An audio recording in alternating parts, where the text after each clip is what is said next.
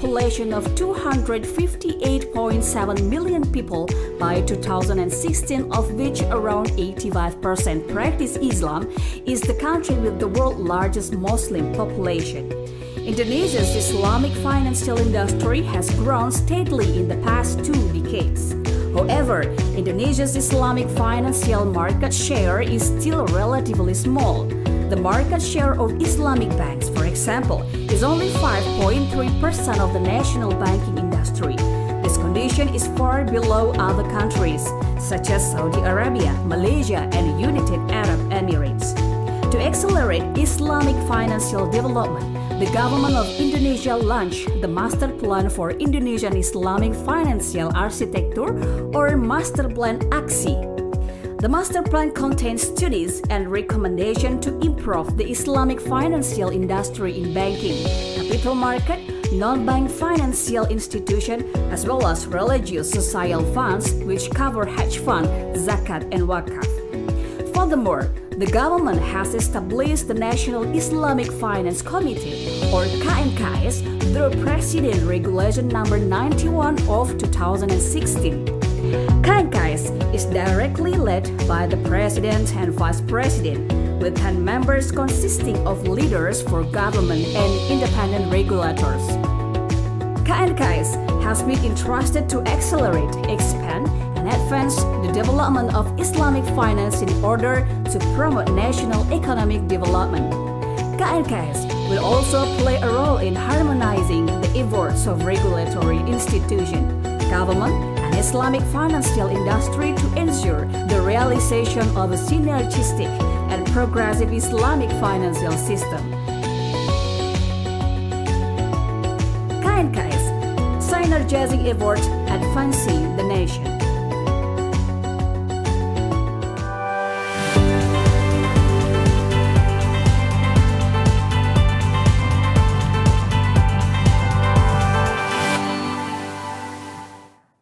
Assalamualaikum warahmatullahi wabarakatuh. Selamat siang Bapak tamu hadirin yang kami hormati.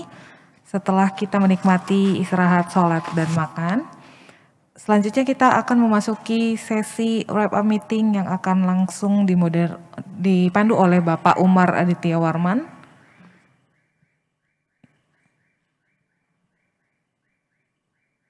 Oleh karena itu, waktu dan tempat kami persilahkan.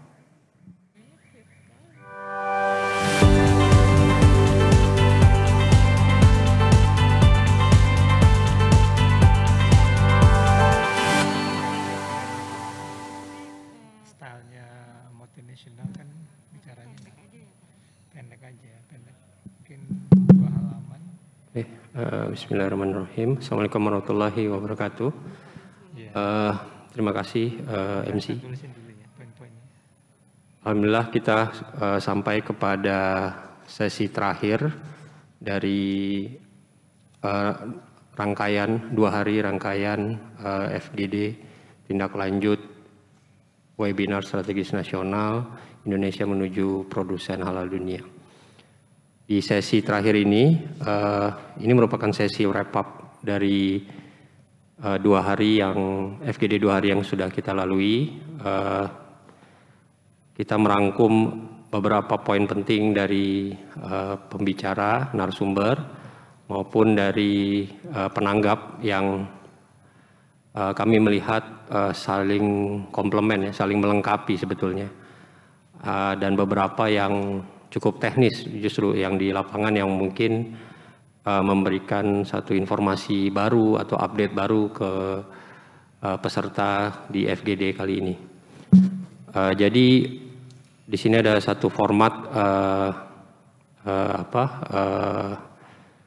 rangkuman yang sudah kita buat pointer-pointernya.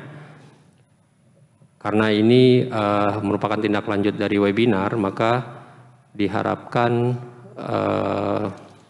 masukan-masukan atau pointer-pointer yang sudah disampaikan narsum dan penanggap itu akan kita olah sehingga bisa menjadi satu rumusan kebijakan, ya, atau rekomendasi kebijakan yang kita bisa koordinasikan dengan kementerian atau lembaga terkait dari KNEKS.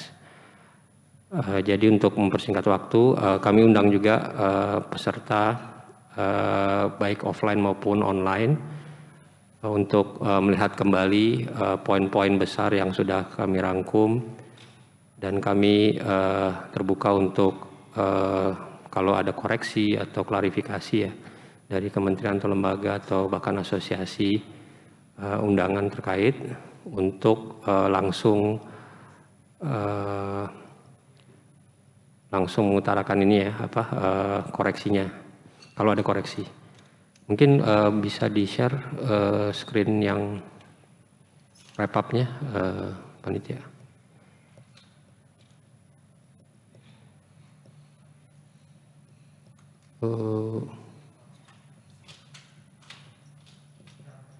Oke. Jadi di sesi pertama ini terkait dengan penguatan industri produk halal melalui penguatan kawasan industri halal dan zona halal ya. Ini beberapa pointer yang kita rangkum dari Bapak Eko ya dari Kementerian Perindustrian, ada Pak Cahyo juga dari Direktur Bahan Pameran dan Promosi, dan Bu Sigit ya dari Kepabeanan dan Bea Cukai. Nah, di sini poin diskusinya ada di kolom kedua ya.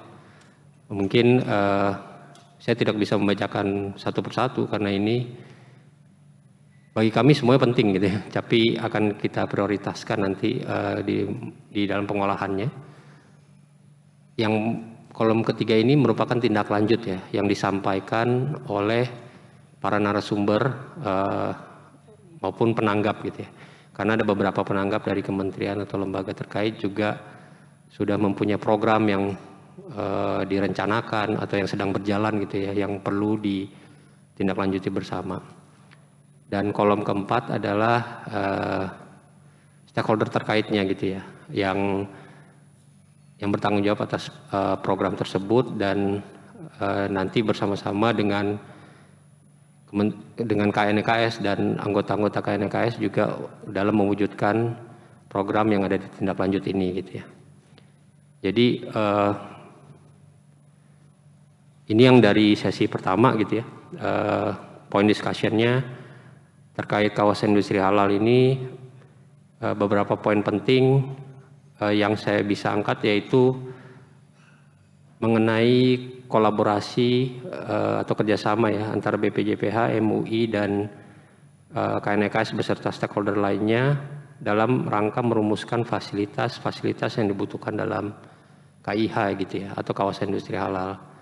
Jadi dengan adanya KIH ini kalau bisa menjadi pembeda ya, atau pembeda dari kawasan industri yang umum gitu ya, sehingga bisa menarik pelaku usaha untuk masuk ke kawasan industri halal gitu. Kalau fasilitasnya sama saja ya tidak ada perbedaan antara KIH dengan KI ya, atau kawasan industri. Nah, di sesi 1 ini juga dari Dinas Kepabeanan, dari Direktorat Kepabeanan, Dirjen Bea Cukai juga sudah memaparkan beberapa insentif yang bisa dimanfaatkan oleh pengelola kawasan industri halal dan perusahaan-perusahaan yang akan masuk ke KIH gitu ya. Insentif berupa pajak, tax allowance ya, tax holiday dan lain-lain itu sudah dipaparkan oleh Bu Sigit dan sudah kami rangkum. Poin yang lainnya adalah dari BKPM yang sudah meng-highlight ya, ease of doing business di Indonesia itu juga masih tinggi di Indonesia karena posisinya 73 di dunia di antara 100 lebih negara gitu ya, jadi kurang baik juga. Nah, ini yang akan diusahakan oleh BKPM bagaimana meningkatkan ease of doing business sehingga proses untuk membuka usaha atau kerjasama dengan perusahaan luar maupun perusahaan dalam negeri bisa terwujud lebih cepat gitu ya. Tapi ada juga concern ya dari BKPM jangan sampai kawasan industri halal ini juga nanti dipenuhi oleh investor-investor asing gitu ya. Sehingga nanti halal value chain-nya bukan untuk keuntungan Indonesia tapi malah untuk keuntungan negara tujuan gitu ya. Nah ini beberapa concern yang kita juga catat. Coba turun lagi panitia. Turun lagi, oke. Ke bawah lagi, coba.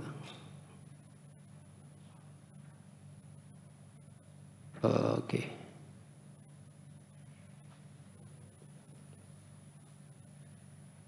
Ya, ada satu ini penting di tanggal 2 Juni ya, 2021 OSS akan go live dan akan dilakukan sosialisasi terkait OS kepada pelaku usaha. Nah, menariknya di sini nanti UMK juga akan menjadi bagian dari sosialisasi BKPM terkait OSS ya.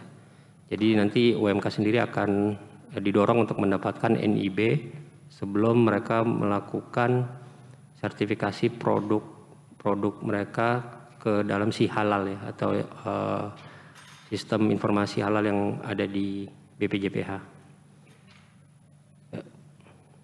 Bawa lagi.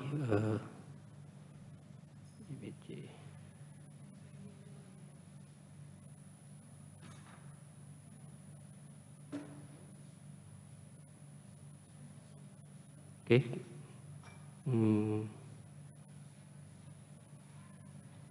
Udah ya? Ke bawah lagi?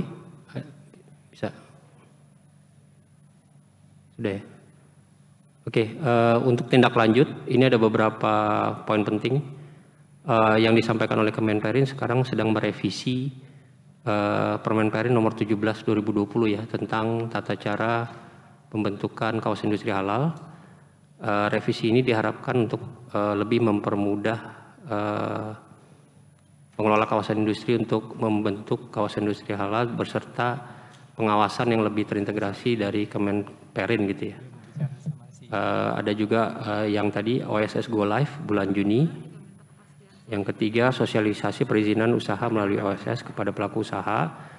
Yang ini diharapkan mungkin nanti BKPM akan berkolaborasi dengan kementerian dan lembaga terkait termasuk KNEKS untuk mensosialisasikan OSS agar semua pelaku usaha bisa mendapatkan NIB gitu ya. Ada juga Dubai Expo yang disampaikan oleh Kementerian Luar Negeri ya kalau nggak salah ini Dubai Expo ya. Dan yang terakhir insentif kepabeanan termasuk revisi peraturannya jika diperlukan. Nah sebelah kanan ada PIC-nya, silakan ke kanan. Zuma. Ya di sini ada Kemenperin, BKPM, dan DJBC. Nah kalau dikira perlu ditambah, yang pastinya bukan sendiri ya, biasanya akan ada beberapa stakeholder. Cuman ini stakeholder utamanya yang kita identifikasi ada Kemenperin, BKPM, dan DJBC. Mungkin itu yang untuk sesi 1. Kalau ada tanggapan atau klarifikasi, bukan tanggapan ya, mungkin ada klarifikasi atau ada yang perlu dikoreksi, silahkan.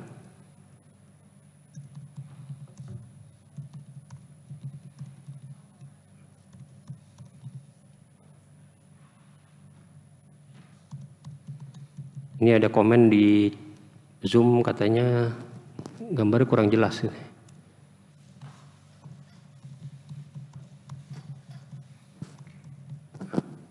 Tulisannya jadi mungkin nggak kelihatan.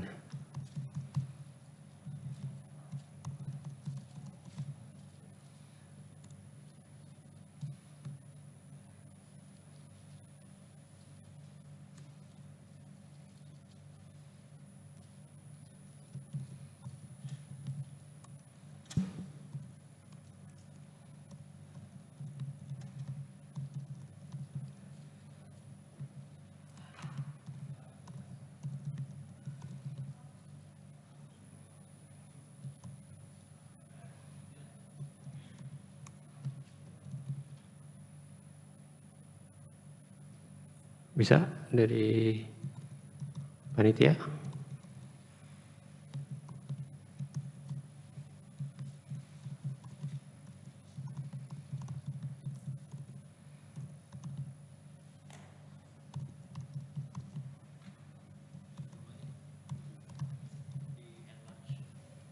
Ya mungkin per kolomnya nanti di zoom aja kali ya, supaya tulisannya kelihatan.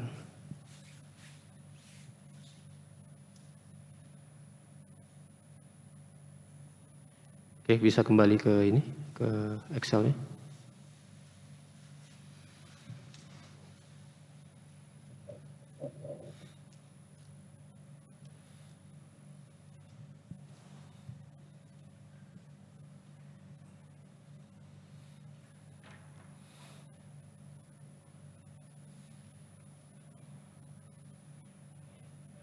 Oke, sip. Sepertinya agak lebih jelas ya yang dari yang tadi.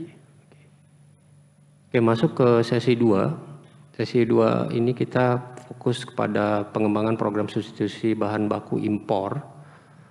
Di sesi 2 ini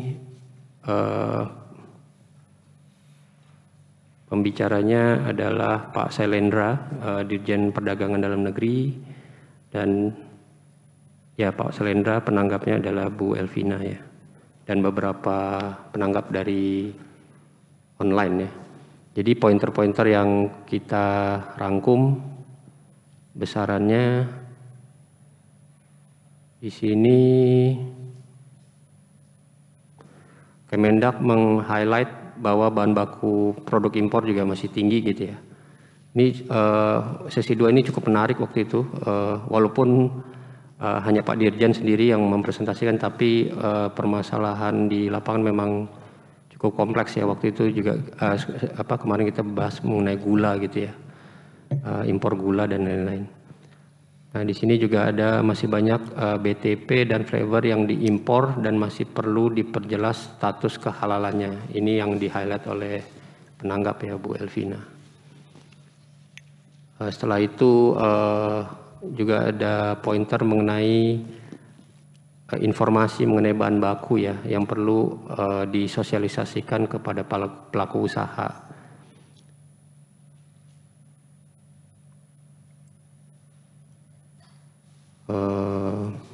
Seterusnya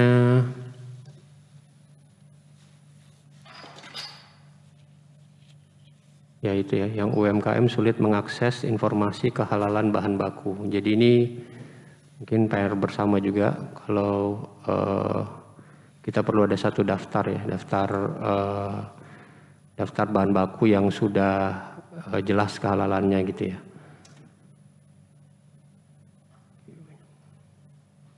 Nah, sedangkan di-highlight juga tentang potensi bahan substitusi impornya.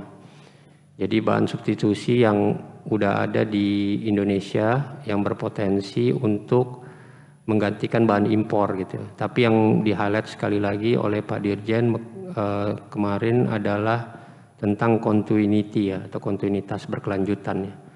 Karena permintaan impor itu ya perlu dipenuhi secara berkelanjutan ya. Jadi itu pointer yang kita ambil. Jadi bukan hanya peluangnya aja atau potensinya saja, tapi bagaimana supaya bahan baku itu bisa disiapkan secara berkelanjutan. Nah di sini ada sebelah kanan ini ada tindak lanjutnya.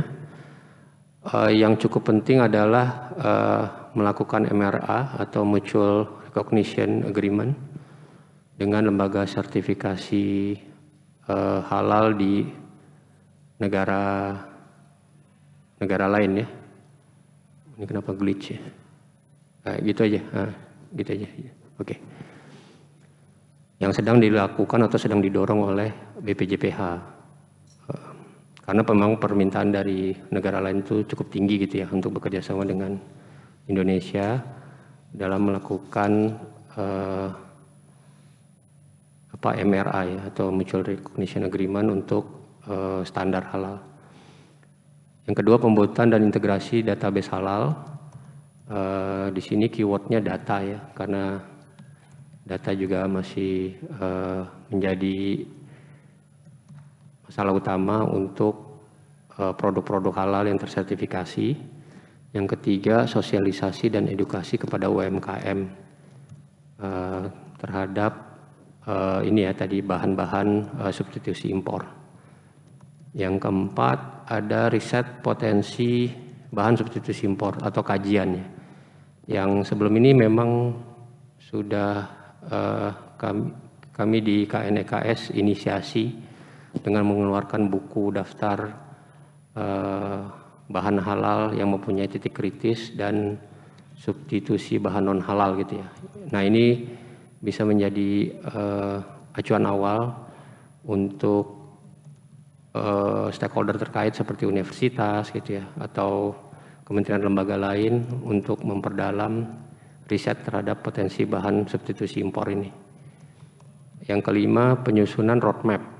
Ini juga di highlight, roadmap untuk memetakan kontinuitas dari supply tadi. Ya. Ini usulan dari Kemendak ya.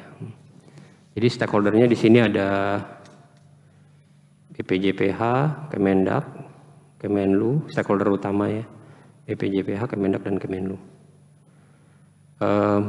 Ada koreksi dari pointer yang sudah kami rangkum atau klarifikasi dari peserta, silakan.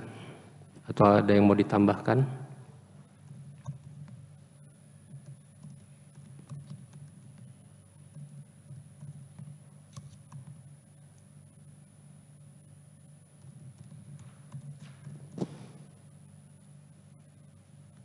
Nah, kayak gini aja. Zoom.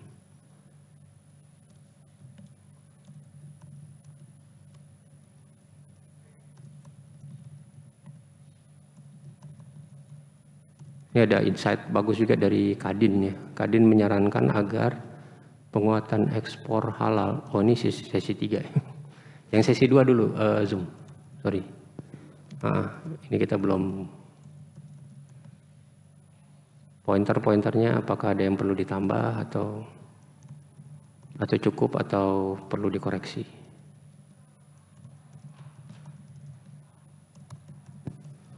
Dari peserta Zoom juga sebentar. Tidak. Oke, mungkin kita bisa lanjut ke sesi 3. Assalamualaikum Pak Umar, izin maaf. Waalaikumsalam. Nombok untuk yang poin 2 yang sesi 2 untuk substitusi bahan baku impor, mungkin usulannya ini Pak Umar terkait yang industri halal kan sudah ada sebenarnya ya yang existing, tapi ini pemetaan untuk pohon industrinya, pohon industri halalnya itu seperti apa. Nah, itu yang belum ada. Mungkin itu yang bisa disiapkan dari pusat pemberdayaan industri halal yang ada di Kemenperin dengan kondisi struktur yang ada saat ini. Maaf, dengan siapa ini di Zoom? Dari Iqbal. Oh, Iqbal dari Kemenperin ya. Iya. Mungkin bisa langsung masuk di situ Zoom. Pohon industrinya ya tadi ya? Usulannya. Ya, pohon industrinya. Iya, betul. Untuk pohon industrinya perlu ada pemetaan di struktur industrinya itu bagian-bagian mana saja, produk-produk mana saja yang pendalaman strukturnya belum bisa diproduksi di dalam negeri. Nah, ini mungkin dari Pusat Pemberdayaan Industri Halal bisa untuk mengkoordinasikan seperti apa untuk pelaksanaan pendalaman struktur bagi industri halal di Indonesia. Mungkin ini. Terima kasih Pak Umar. Ya, Pusat Pemberdayaan Industri Halal di Kemenperin ya, berarti di lead di situ ya? Iya. Ya, betul. Oke. Terima kasih Mas Iqbal dari Kemenperin tambahannya. Kami catat. Baik, yang lain apakah ada tambahan atau yang perlu dikoreksi dari poin-poin besar ini?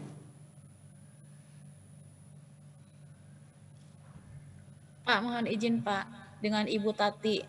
Iya, silakan Bu Tati.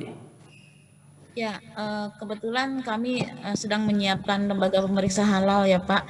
Nah, tadi kan disebutkan MRA itu hanya lembaga sertifikasi halal Indonesia dengan lembaga sertifikasi halal luar negeri.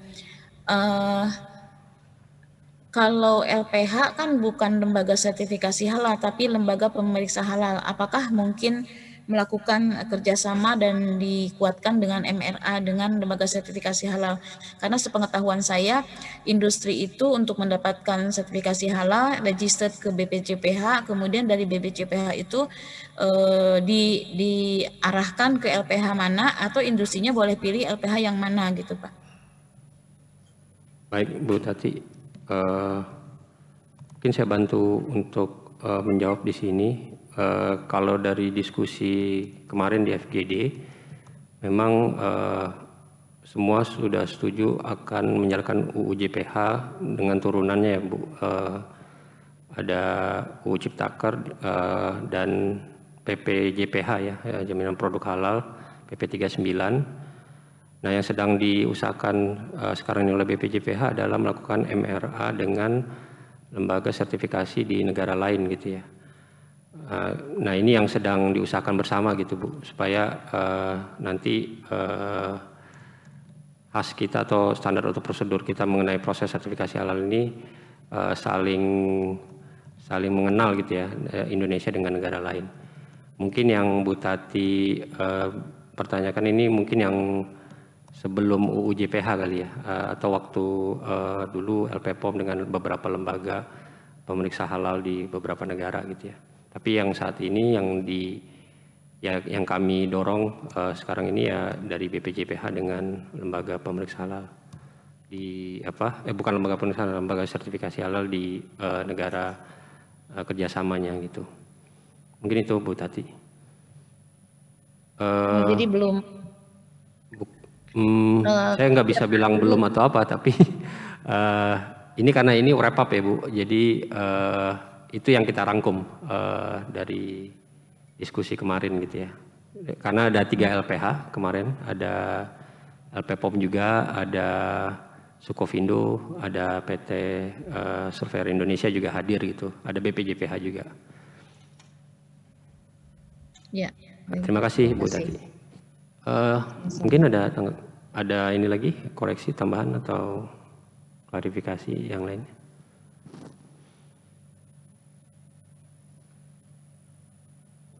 Sudah? Oke, bisa kita ke sesi berikutnya.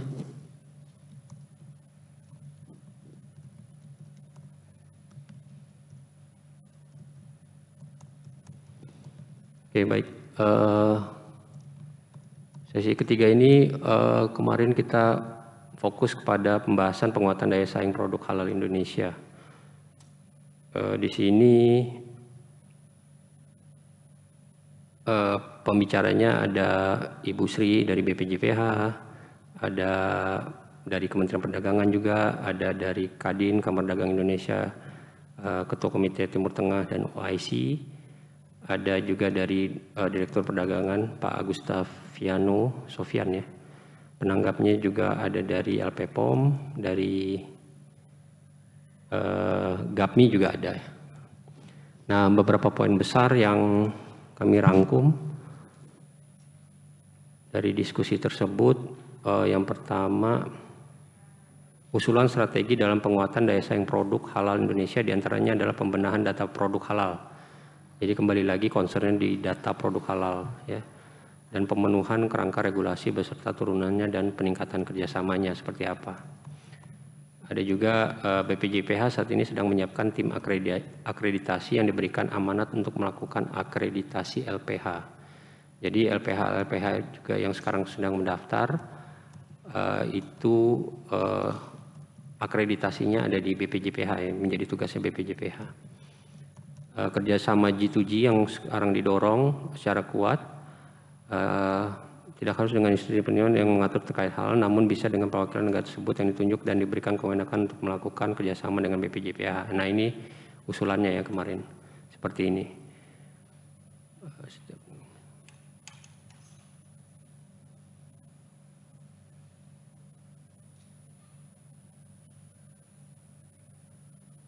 Oke, ada juga beberapa kendala dalam kerjasama dengan LSH luar negeri ya, atau lembaga sertifikasi halal luar negeri, yaitu beberapa LSH luar negeri yang organisasinya dimiliki oleh non-muslim gitu ya, atau pemiliknya non-muslim. Ada beberapa dari sisi mazhab, fatwa yang diambil, sejauh mana istilah yang diterima, penerimaan sertifikat kosher dan lain-lain. Ya, ini yang kita take note. Kadin menyarankan agar penguatan ekspor halal Indonesia difokuskan terhadap sektor UMKM yang mempunyai kontribusi 58% PDB. Jadi ini semacam quick win yang sudah diusulkan oleh Kadin dari Pak Bawazir ya. Jadi akan fokus di sana dan menyerap 97% pekerja nasional. Nah, ini yang usulan dari Kadin. Dan terakhir, untuk memperkuat daya saing UMKM, disarankan UMKM masuk ke pasar non tradisional di Saudi Arabia, seperti Saudi Arabia, Pakistan, Bangladesh, Mesir dan lain-lain. Oke, ini beberapa poin besar yang kami rangkum di sesi 3. Beberapa tindak lanjutnya,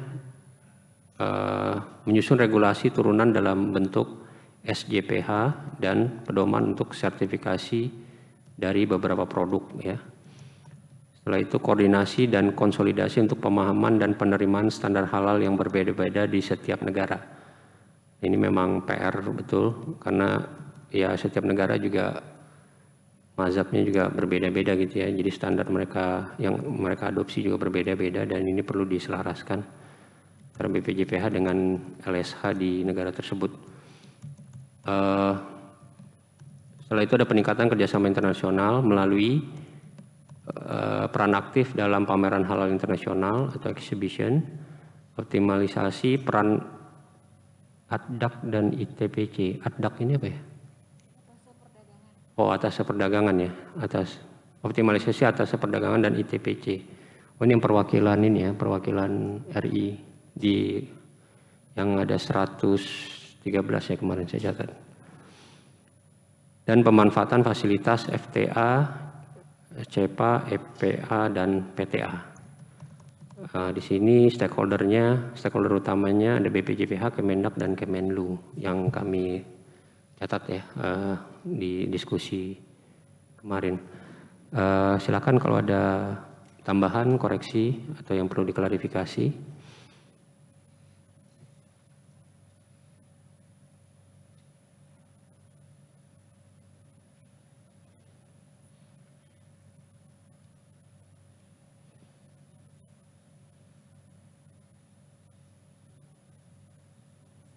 Silakan. Tidak ada? Oke. Baik, kita lanjut ke sesi keempat.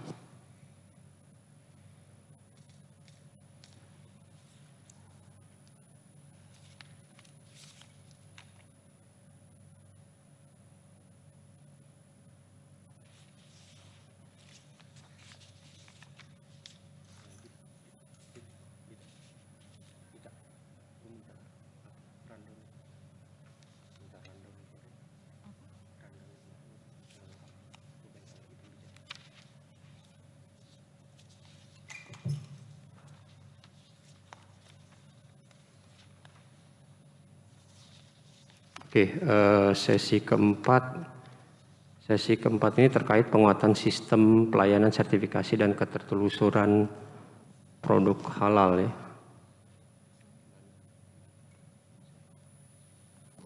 Nah, di sini narsumnya ada Bu Chandrini dari Direktur Jenderal Dirjen Perlindungan Konsumen dan Tertib Niaga. Ada Pak Yanwar dari BPJPH dan Pak Jati dari LPPOM. Penanggapnya ada Pak Bu Vini dari Kementan, Pak Fajar INSW, ada dari Asosiasi Logistik Indonesia juga, ada Bu Herliana Dewi Sukovindo, Pak Tri dari Surveyor ya, PT Surveyor Indonesia. Oke, ada beberapa poin yang sudah kami rangkum di sini dari diskusi kemarin di sesi terakhir ya. Yang pertama, Balai Sertifikasi Kemendak. Nah, ini informasi cukup menarik dan semoga menjadi inspirasi beberapa kementerian dan lembaga untuk pendirikan LPH ya, masing-masing di unit kerjanya gitu ya. yang terkait dengan proses sertifikasi produk atau pembinaan UMKM-nya. Pemeriksaan halal mencakup produk, fasilitas produksi, serta distribusinya, ya ini catatan yang kami rangkum. Untuk pelayanan digital, BPJPH sedang berusaha membangun sistem sertifikasi halal secara digital yang namanya SiHalal. Diharapkan hal ini dapat diintegrasikan ke seluruh sistem pihak-pihak yang berkaitan dengan implementasi jaminan produk halal ya. Nah, jadi sementara ini sedang melakukan integrasi dengan OSS supaya pelaku usaha bisa teridentifikasi melalui NIB-nya ya, atau ya izin berusahanya. BPJPH juga telah meningkatkan pelayanan sertifikasi secara eksternal melalui pelatihan, sertifikasi profesi, penambahan sumber daya dan lain-lain. Nah, ini catatan yang kami rangkum dari BPJPH. Seterusnya dari Bapak Jati ya di LP POM meng-highlight tentang regulasi yang belum efektif berjalan gitu ya, standar halal yang belum diketuk palu untuk dipakai, yang mana satu gitu ya, standar laboratorium juga, dan pemahaman masyarakat terkait halal traceability yang belum menyeluruh. Seterusnya diperlukan aplikasi halal traceability yang terintegrasi. Kementerian Pertanian butuh kejelasan informasi terkait pemenuhan jaminan produk halal untuk mengidentifikasi fasilitas apa saja yang perlu dipersiapkan dan ditingkatkan. Oke, kita take note juga yang ini. Kementerian Pertanian juga mengusulkan agar terdapat program pembiayaan syariah ya, dari hulu ke hilir sehingga halal value chain tersebut bisa terbentuk gitu ya. Dan terakhir, digitalisasi untuk memperkuat sistem pelayanan sertifikasi dan ketertelusuran produk halal atau traceability. Digitalisasi diharapkan tidak dilakukan sendiri-sendiri, tapi lebih bersinergi gitu ya antar pemangku kepentingan. Nah, beberapa tindak lanjut di sini yang kami rangkum. Pertama, penetapan UPT Balai Sertifikasi Kemendak sebagai LPH. Ini bolanya ada di BPJPH ya, karena sudah dari Kemendak sudah mengajukan ya di 3 Maret 2021 sedang berproses. Yang kedua, meningkatkan pelayanan sertifikasi halal melalui edukasi pelaku usaha, jumlah LPH, jumlah profesi bidang jaminan produk halal dan kompetensi profesi di bidang jaminan produk halal. Nah, ini diperlukan kolaborasi antara kementerian dan lembaga yang membina UMK dan melakukan pelatihan untuk penyelia halal ataupun auditor halal gitu ya. Seperti yang sedang berlaku sekarang di Kemendak, di Kemenak, dan kementerian-kementerian lainnya. Penetapan standar halal untuk acuan para LPH di Indonesia. Nah, ini yang agak jadi concern dari LPH kemarin oleh Bu Herliana dan Pak Tri ya. Jadi ada kebingungan antara standar mana yang menjadi acuan gitu ya. Dan ada beberapa komen tentang waktu penetapan sertifikasi halal. Dan beberapa poin teknis kemarin juga udah di-raise oleh Bu Herliana dan Pak Tri beserta penanggap lainnya. Di sini yang kita identifikasi stakeholder utamanya ada BPJPH dan Kemendak. Nah, untuk yang sesi keempat ini, apakah ada tambahan, koreksi, atau yang perlu diklarifikasi? Silakan.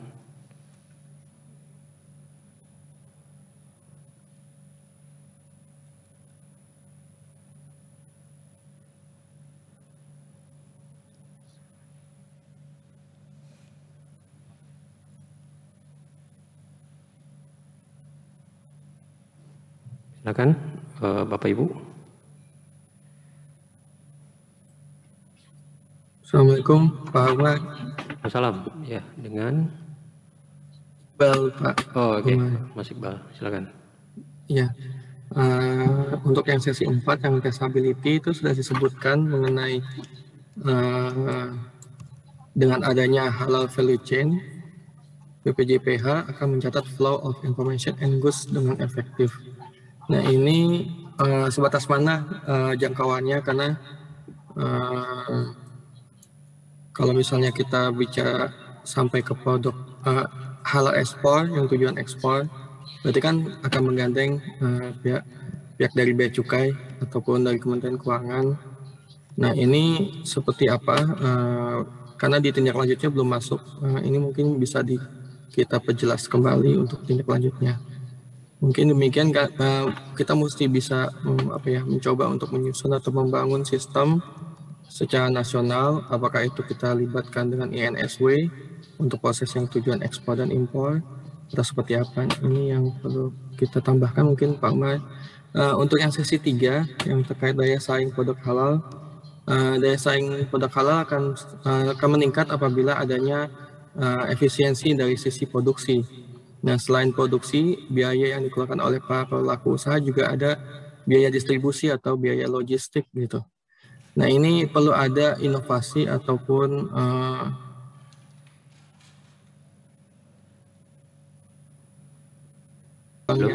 ada di Kementerian Agama atau Litbang di seperti apa gitu, apa di Badan Ristek Nasional, terkait dengan inovasi di produksi dan sisi logistiknya. Mungkin demikian Pak Umar, terima kasih. Ya, terima kasih Mas Iqbal. Kalau yang untuk pertama mungkin tadi terkait integrasi untuk produk gitu ya, produk berorientasi ekspor itu udah kita cover di sesi kelima ya, sesi pagi tadi. Jadi sudah ada penanggap dari Pak Rahmat Solik ya dari INSW, ini tentang data produk halal Indonesia. Dan juga ada paparan juga tadi dari Pak Tri ya, jadi sudah tercover di sini. Untuk yang kedua tadi terkait peningkatan produksi dari UMKM ya, jadi ada masalah pembiayaan juga ya.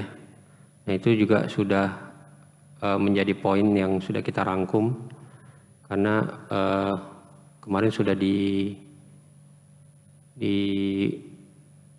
raise juga ya oleh Bu Vini terkait pembiayaan syariah ya, linkage antara pembiayaan syariah dengan produk halal, industri produk halal. Nah, ini udah kami cover juga di sini. Terima kasih Mas Iqbal. Yang lainnya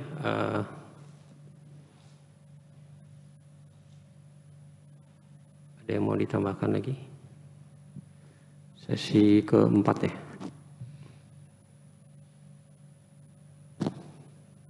Oke,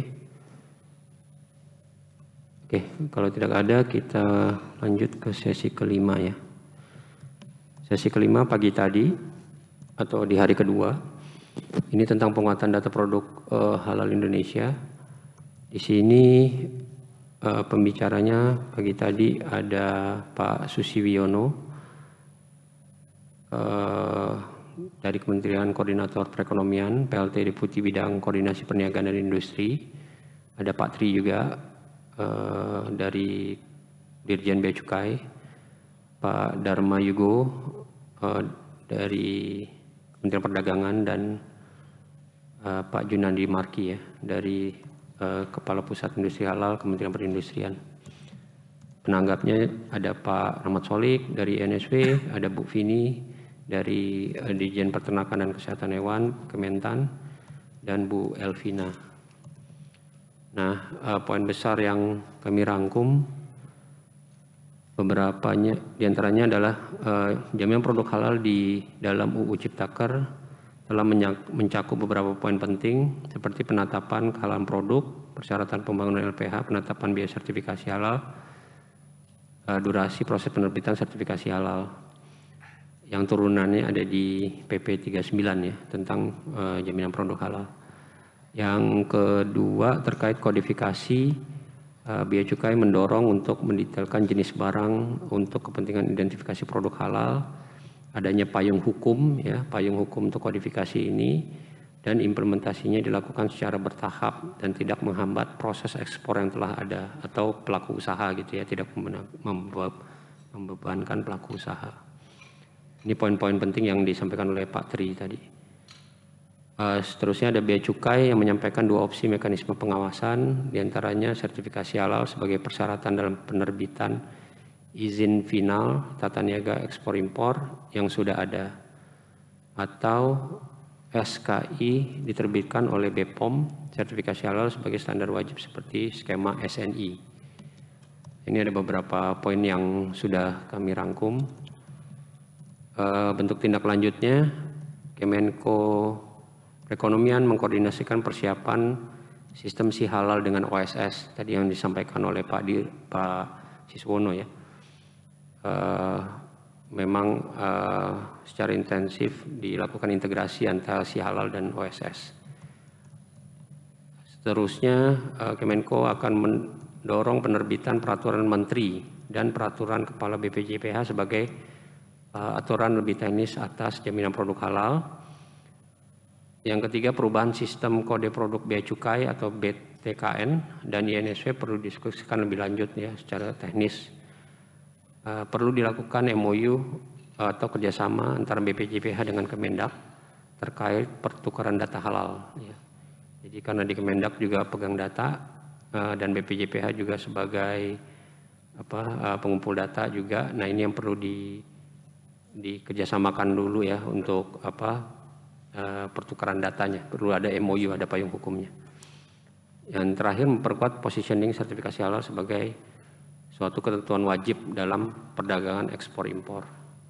Nah ini tindak lanjut yang bentuknya mungkin koordinasi ya, koordinasi lebih teknis antara kementerian dan lembaga yang nanti di KN EKS kita akan dorong gitu ya untuk realisasi topik besar pada sesi 5 ini. Stakeholder terkait ada Kementerian Perekonomian, DJBC, Bea Cukai ya, ada Kementerian Keuangan, BPJPH dan Kementerian Dalam Negeri, Kementerian Perdagangan. Tolong itu dikoreksi ya teman-teman, itu Kemendak ya, Kemendak dan Kemenko Ekon gitu.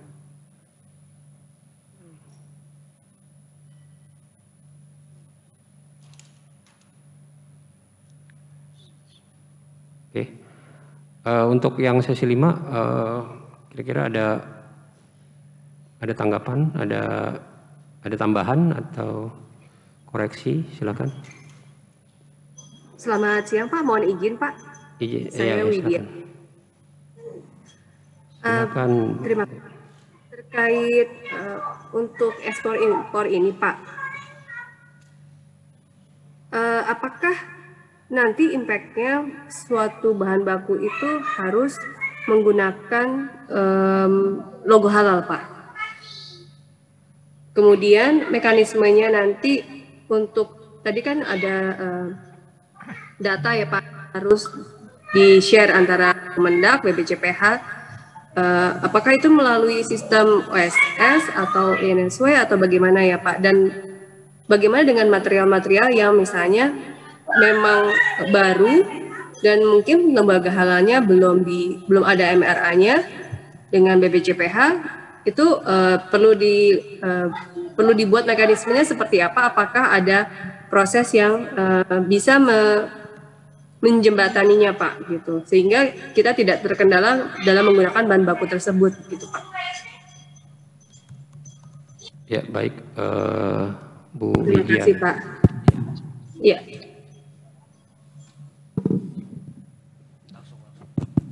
Oke, baik Bu Widya.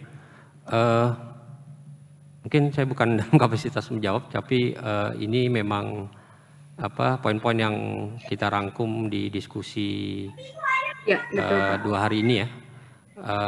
Ya. Tadi terkait bahan baku, bukan artinya bahan bakunya harus halal, tapi semenjak diberlakukan Undang-Undang JPH, maka produk yang beredar maupun yang diimpor harus ada sertifikasi halal gitu ya. Tapi kalau produknya non halal juga ya harus dicantumkan bahwa itu non halal gitu ya. Jadi bukan membatasi barang yang masuk atau keluar juga yang non halal, nggak bisa juga gitu ya.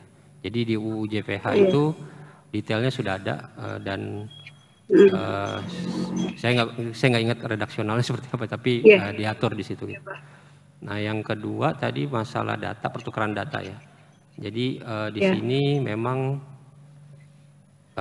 objektif ujungnya itu kita mau tahu berapa kontribusi produk halal terhadap neraca perdagangan nasional gitu ya. Nah ini kalau datanya tidak terkonsolidasi dengan baik, data-data yang scattered sekarang yang ada di kementerian dan lembaga tidak terkonsolidasi, maka kita tidak tahu positioning kita secara regional maupun global gitu ya. Jadi sejauh ini kan cuman diasumsikan atau dikira-kira atau bahkan mungkin diekstrapolasi kali datanya, tapi ini upaya kita bersama yang di FGD 2 hari ini kita sepakat untuk melakukan beberapa integrasi ya, tapi memang ada tahapan-tahapannya tadi seperti yang sudah ada di pointernya, seperti OSS dengan BPJPH dulu ya harus terintegrasi supaya pelaku usaha bisa teridentifikasi melalui NIB-nya.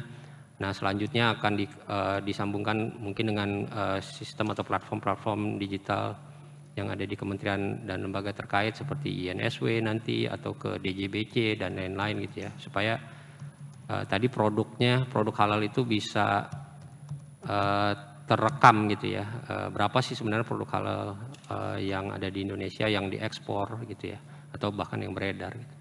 Nah ini yang tujuan akhirnya sebetulnya Bu Widya. Jadi terima kasih. Mungkin itu ya, itu dari observasi kami di dua hari FGD ini. Yang lainnya mungkin kalau tidak ada kita bisa ke sesi terakhir ya, sesi ke-6. Silakan Azuma, sesi ke-6.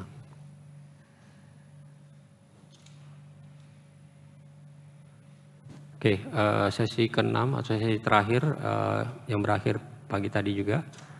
Di sini ada pembicaranya Pak Khairul Saleh dari Kemenko Perekonomian.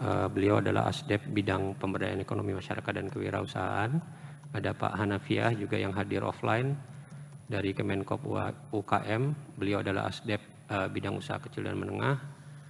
Ada Bu Gati yang hadir secara online dari Kementerian Perindustrian. Beliau adalah Dirjen Industri Kecil, Menengah, dan Aneka. Cukup komprehensif tadi juga yang disampaikan oleh Bu Gati. Dan ada Pak Anwar Basori dari DEX BI, Kepala Departemen Ekonomi dan Keuangan Syariah Bank Indonesia ya. Penanggapnya ada Pak Dharma Yugo yang hadir juga secara offline. Ada Bu Siti Aminah, BPJPH, dan Bu Elvina. Nah, di sini poin besar yang kami rangkum ada beberapa poin.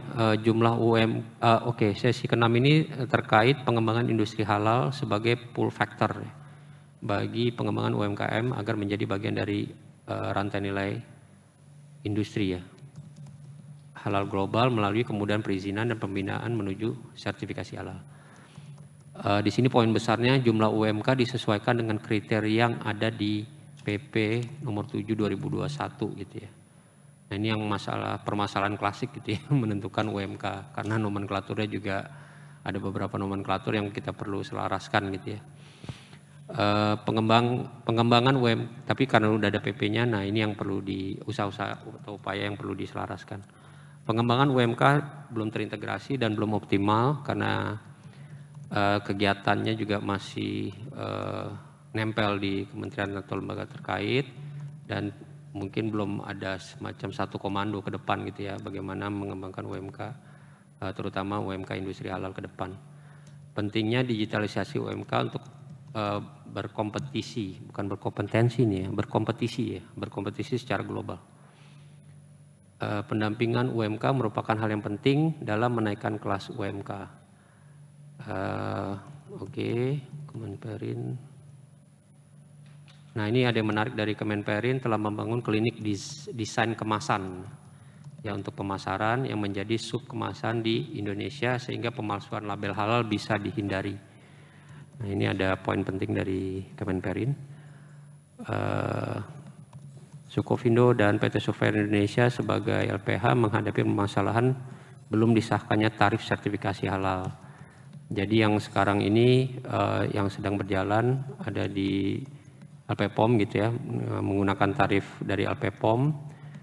Sudah ada courtesy dari BPJPH juga ya, yang sekarang ini sedang berjalan, dan tadi ada poin dari Bu Aminah ya, yang akan keluar di awal bulan April harusnya tarifnya dari Kementerian Keuangan, karena Bu Menteri Keuangan juga sudah menunggu gitu ya untuk disahkan.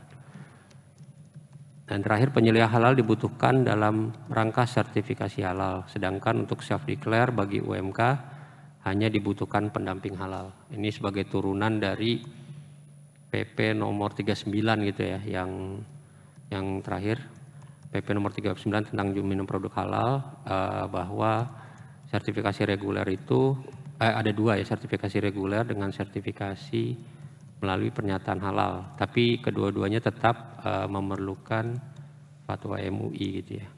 Hanya sekarang ini prosedurnya seperti apa gitu ya. Nah, ini yang perlu diperjelas nanti di tindak lanjut. Tindak lanjutnya perlunya adalah kolaborasi antar stakeholder, perlunya kolaborasi antar stakeholder untuk pembinaan dan pendampingan ya, betul.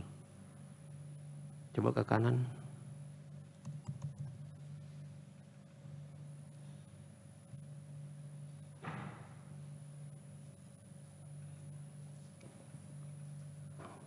Ya, perlunya kolaborasi antar stakeholder terkait pembinaan dan pendampingan UMK.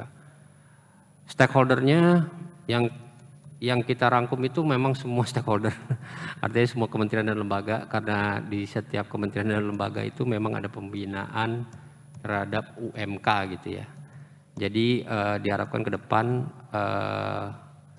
akan ada satu perumusan kebijakan terkait pendampingan atau pembinaan UMK menuju sertifikasi halal gitu ya. Karena ini tidak bisa hanya langsung dideklar oleh UMK, tapi diperlukan juga pendampingan yang nanti di BPJPH akan dirumuskan SOP-nya ya, seperti apa gitu ya, kalau nggak salah ya, SOP-nya, NSPK-nya di BPJPH ya, untuk pendampingan. Mungkin itu pointer dari saya. Oke, dari Bapak Ibu, apakah ada koreksi, tambahan, atau yang perlu diklarifikasi? Silakan.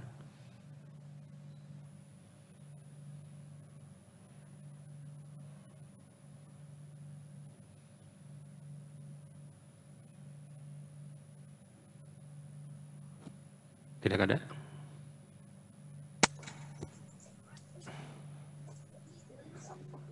Oke.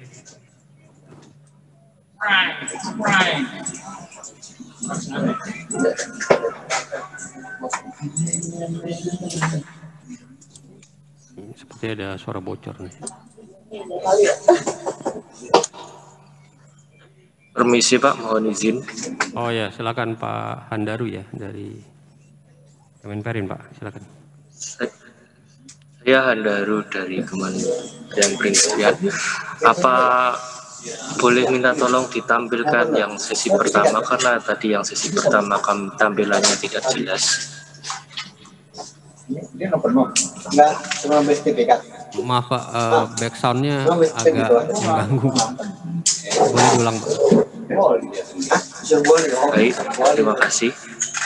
Apakah boleh ditampilkan yang sesi pertama, karena yang sesi pertama tadi tampilannya kurang jelas. Oke, ya. Tolong di switch. Oke.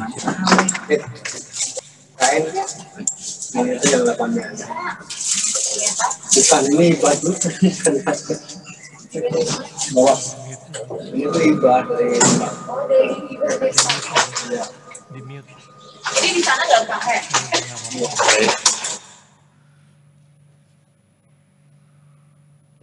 Silakan Pak Daru kalau ada komen tambahan atau koreksi. Atau mau di screening dulu.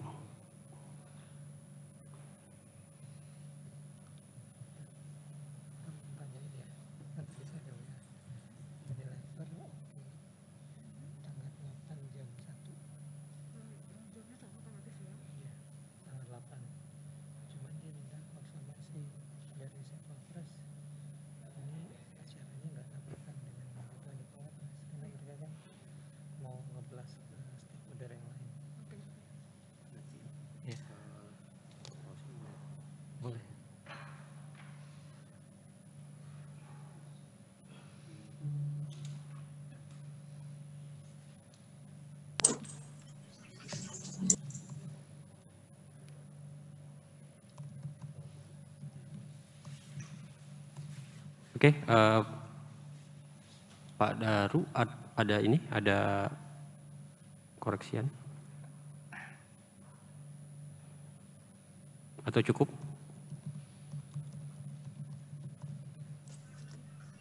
Sudah cukup, Pak.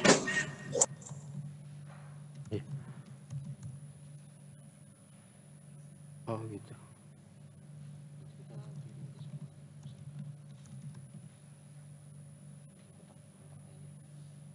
Oke, baik, terima kasih Pak Daru. Oke, mungkin itu beberapa poin-poin dan tindak lanjut. Ini akan kami sempurnakan sekali lagi, Bapak Ibu. Pak Mungkin, Umar. Iya, silakan dari. Ya, saya Nahari Pak dari Kemenlu. Ya, silakan. Kalau boleh ingin sedikit menambahkan di yang sesi 3 Pak pada tindak lanjutnya. Jadi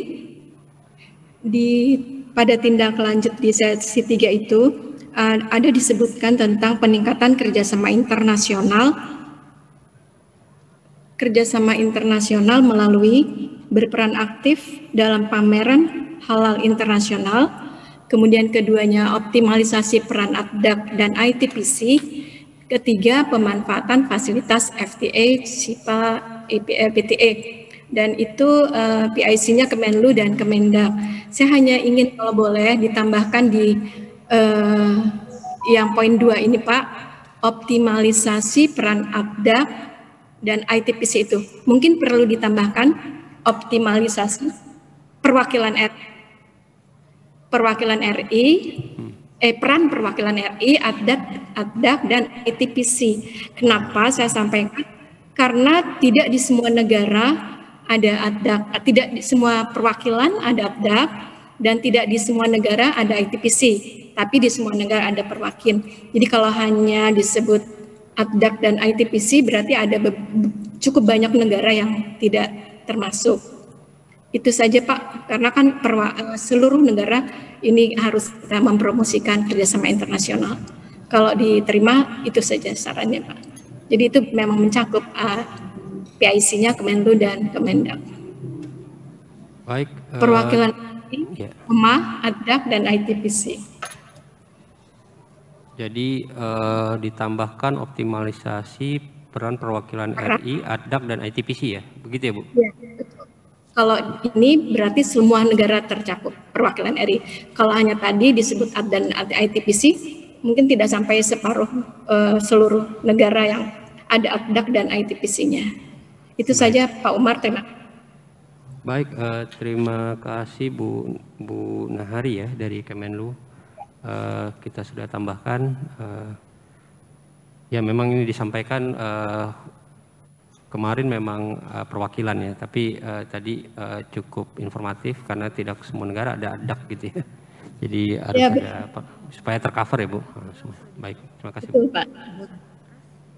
Terima kasih. Oke, baik. Mungkin kalau tidak ada lagi, ini akan kita sempurnakan lagi tabel ini karena ini sifatnya juga masih sementara dan beberapa bahasa itu akan kita sempurnakan lagi, perbaiki lagi, dan poinnya akan kita perjelas lagi beserta tadi stakeholdernya juga akan kita identifikasi lebih detail lagi. Dan setelah kita rangkum semua ini akan kita kirimkan melalui PIC masing-masing di kementerian dan lembaga yang mengikuti atau yang berpartisipasi dalam FGD kali ini ya.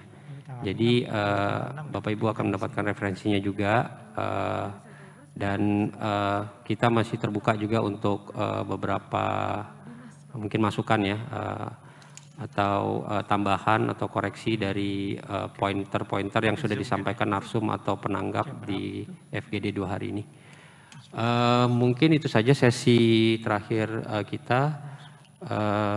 Sebelum kita tutup, saya mengundang Bapak Afdal Aliasar untuk menutup FGD 2 hari kita ini. Silakan Pak Afdal, waktu dan tempat kami persilakan. Ya, terima kasih Pak Umar. Bismillahirrahmanirrahim. Assalamualaikum warahmatullahi wabarakatuh.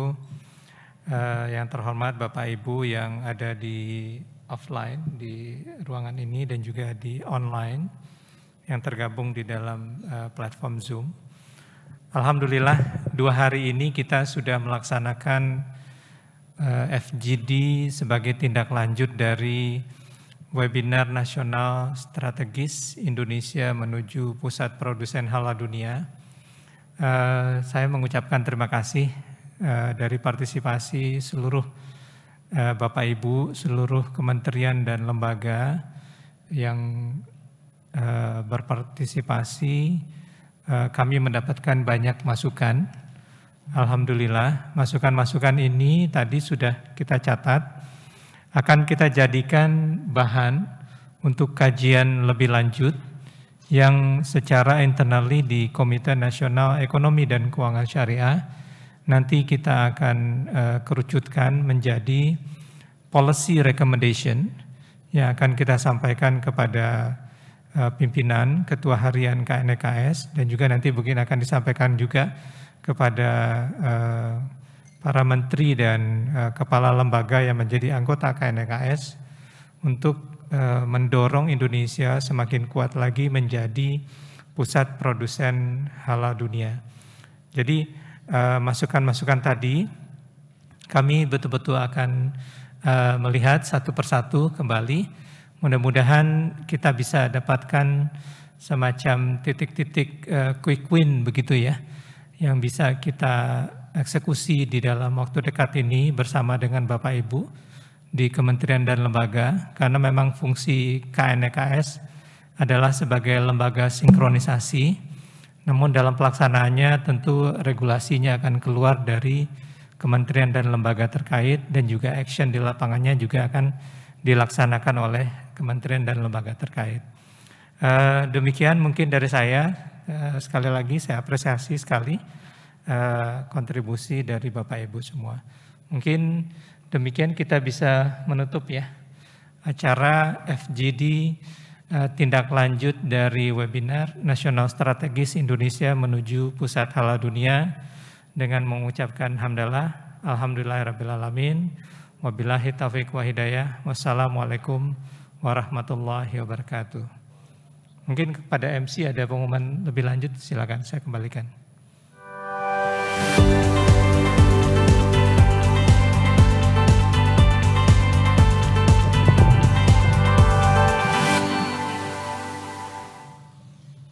Terima kasih kepada Bapak Umar Aditya Warman dan Bapak Afdal yang telah menutup rangkaian acara FGD hari ini. Sebelum kita menutup acara secara sepenuhnya, kami mempersilakan Saudara Rianda untuk membawakan doa penutup. Assalamualaikum warahmatullahi wabarakatuh. Bapak-bapak, ibu-ibu, dan para hadirin FGD pada hari ini. Sebelum kita menutup FGD pada hari ini, marilah kita membaca hamdalah dan doa kafaratul majlis agar kesalahan dan kekhilafan kita di FGD kali ini diampuni oleh Yang Maha Pengampun. Alhamdulillahirabbil alamin. Subhanakallahumma wa bihamdika asyhadu an la ilaha illa anta astaghfiruka wa atubu ilaik. Assalamualaikum warahmatullahi wabarakatuh.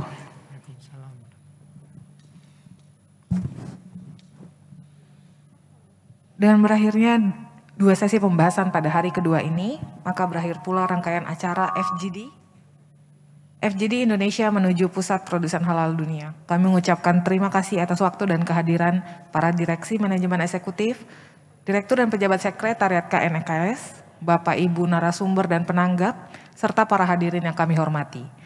Saya mewakili seluruh panitia menyampaikan permohonan maaf apabila terdapat kata yang kurang berkenan dan kekurangan dalam penyelenggaraan acara ini. Kiranya kita semua dalam lindungan dan diberikan kesehatan oleh Tuhan Yang Maha Esa. Akhir kata, wassalamualaikum warahmatullahi wabarakatuh. Salam sejahtera bagi kita semua, salam sehat dan terima kasih.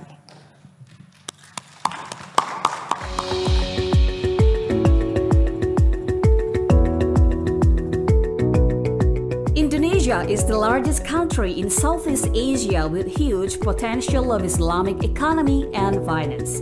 Indonesia, with an estimated population of 258.7 million people by 2016, of which around 85% practice Islam, is the country with the world's largest Muslim population. Indonesia's Islamic financial industry has grown steadily in the past 2 decades. However, Indonesia's Islamic financial market share is still relatively small.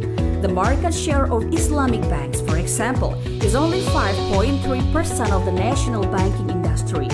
This condition is far below other countries, such as Saudi Arabia, Malaysia, and United Arab Emirates. To accelerate Islamic financial development, the government of Indonesia launched the Master Plan for Indonesian Islamic Financial Architecture, or Master Plan AXI. The Master Plan contains studies and recommendations to improve the Islamic financial industry in banking, capital market, non-bank financial institution, as well as religious social funds, which cover hedge fund, zakat, and wakaf. Furthermore, the government has established the National Islamic Finance Committee, or KNKS, through President Regulation Number 91 of 2016. KNKS is directly led by the President and Vice President, with 10 members consisting of leaders for government and independent regulators. KNKS has been entrusted to accelerate, expand, and advance the development of Islamic finance in order to promote national economic development. KNKS will also play a role in harmonizing the efforts of regulatory institutions, government, and Islamic financial industry to ensure the realization of a synergistic and progressive Islamic financial system. KNKS synergizing efforts advancing